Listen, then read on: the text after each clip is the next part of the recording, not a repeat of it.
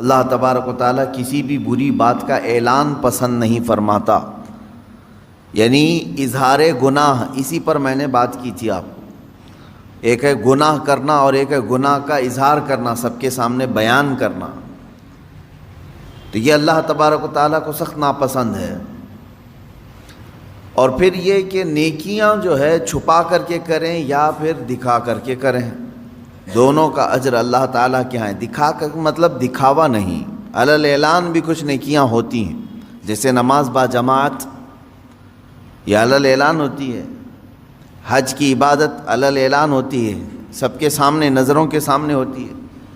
تو ان چیزوں میں اللہ تبارک و تعالیٰ دونوں صورتوں میں اجر عطا کرے گا۔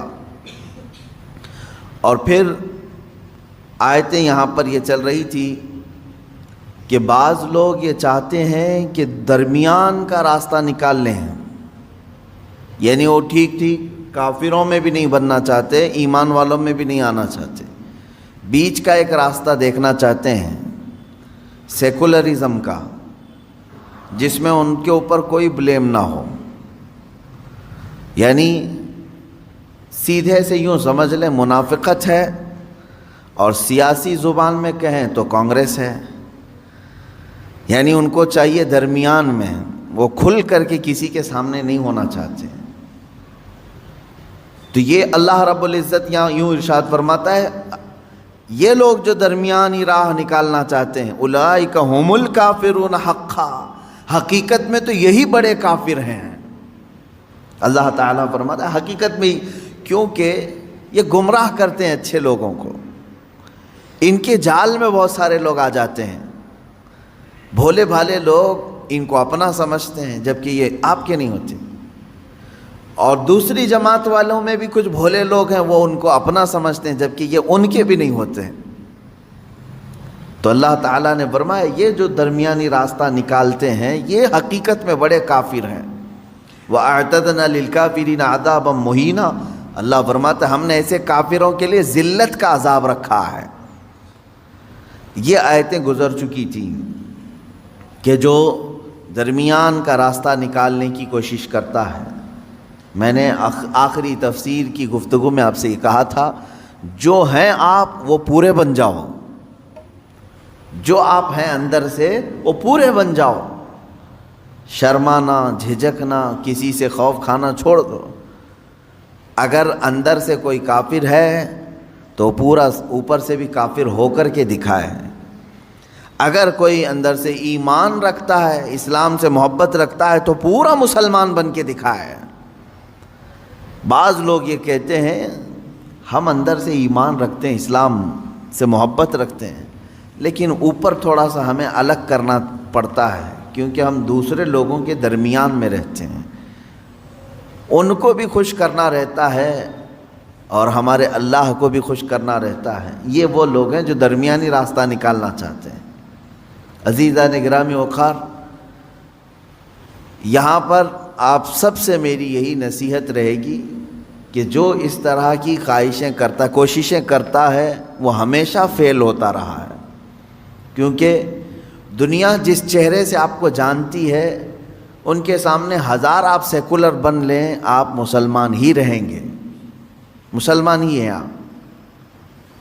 ایسے بہت سارے واقعات ہیں، کچھ بیچارے سیاسی لوگ مسجد نہیں آتے تھے زندگی بھر، مسلمان تھے، صرف اس لیے کہ دوسروں کا دل رکھنا ہے، لیکن جب وقت فساد آیا تو ان کی یہ تمام چیزوں کو انہوں نے نظر انداز کر دیا، ان کے گھر کو بھی پھونک دیا، جلا دیا۔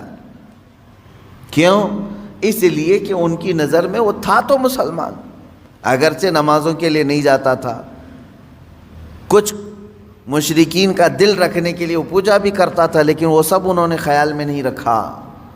اسی لیے میں کہتا ہوں کہ جو چیز تم اختیار کرتے ہو پورا اختیار کر لو، پورے کے پورے اس چیز میں اتر جاؤ۔ اللہ تبارک و تعالی ہمیں ایمان کامل عطا فرمائے۔ آج جو آیتیں اب میں نے جو تلاوت کی ہیں، اللہ تعالیٰ فرماتا ہے اور وہ لوگ جو ایمان لائے اللہ پر اور رسولوں پر، اس کے سب رسولوں پر، اور اس کے رسولوں میں کسی میں فرق نہیں کیا ایمان کے معاملے میں، ان میں سے کسی پر ایمان میں فرق نہ کیا۔ دیکھیں ایمان ہم کو سارے نبیوں پر لانا ہے، ہم کسی ایک بھی نبی کا انکار نہیں کر سکتے۔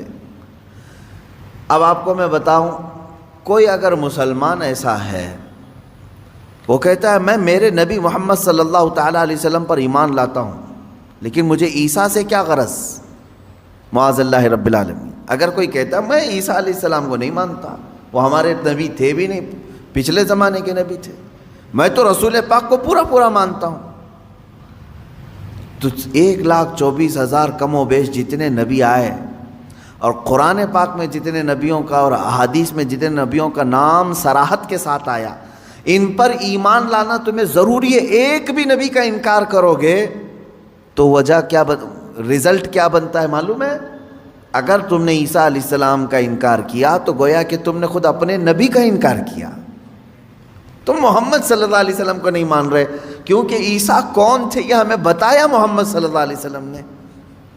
ان کی نبوت کا اگر تم نے انکار کیا تو گویا کہ تم نے اپنے رسول کا انکار کیا۔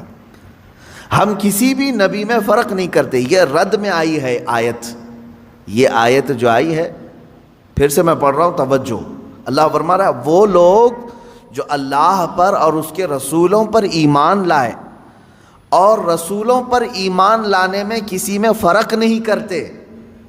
فرق نہیں کرتے مطلب ایسا نہیں کرتے کہ ایک نبی کو مانتے ہیں ایک نبی کو چھوڑتے ہیں، ایسا نہیں کرتے، تب رب تعالیٰ فرما رہا ہے ان کو اللہ پورا کا پورا اجر عطا کرے گا، پورا کا پورا اجر عطا کرے گا۔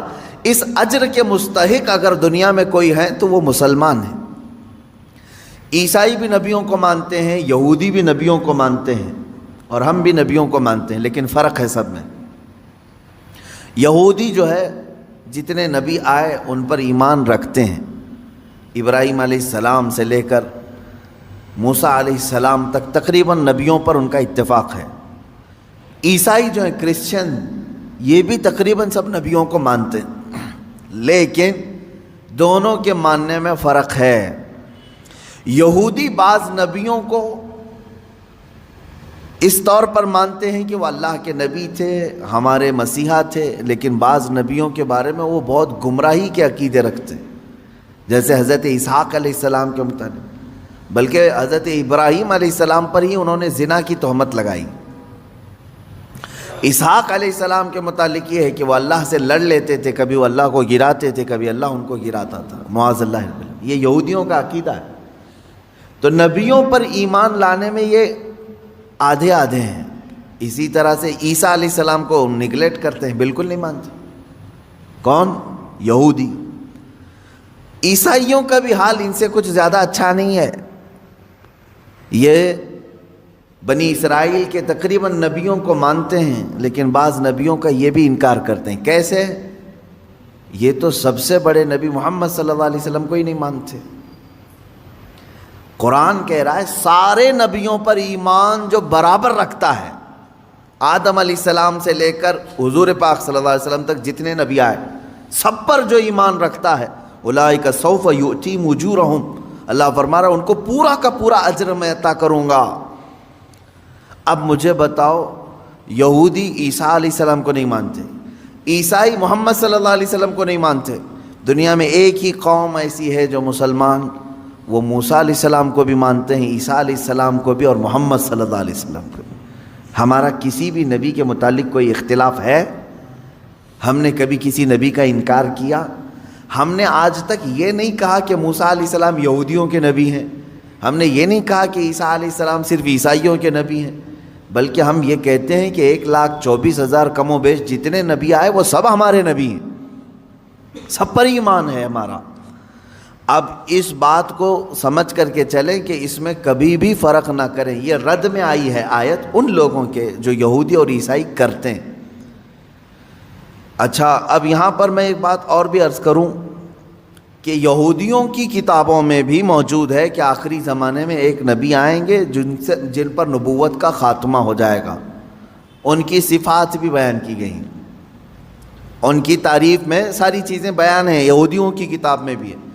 عیسائی جن کتابوں کو مقدس مانتے ہیں ان میں بھی ہے کہ ایک نبی آنے والا ہے جس کی تمام بشارتیں اس میں دی گئی ہیں، ان دونوں سے آپ پکڑ کر کے پوچھو وہ نبی کہاں ہے، کب آئے گا، وہ نبی کہاں ہے؟ یہودیوں سے بھی ہم پوچھتے ہیں جس نبی کے آنے کی بشارت تمہاری کتابوں میں ہے، آخر وہ کون ہے، کون سا نبی ہے؟ اگر تمہارے اعتبار سے محمد صلی اللہ علیہ وسلم ہے تو پھر ایمان کیوں نہیں لاتے؟ تم اپنی کتاب پر عمل نہیں کر رہے ہو۔ عیسائیوں سے پوچھو جس نبی کے آنے کی بشارت عیسیٰ علیہ السلام دے کر کے گئے اپنی کتابوں میں، وہ کون ہے وہ نبی؟ اگر محمد صلی اللہ علیہ وسلم ہیں تو پھر ان پر ایمان کیوں نہیں لاتے؟ اور اگر نہیں مانتے تم کہ وہ بشارت جن کی دے کر کے گئے تھے وہ محمد صلی اللہ علیہ وسلم نہیں ہے، تو میاں 1400 سال سے زیادہ کا عرصہ، 2000 سال کا عرصہ ہو گیا، وہ نبی اب تک کیوں نہیں آیا؟ یہودیوں سے بھی ہمارا سوال ہے، عیسائیوں سے بھی ہمارا سوال ہے، اس لیے کہ اس سے پہلے اتنا لمبا گیپ کبھی نہیں آیا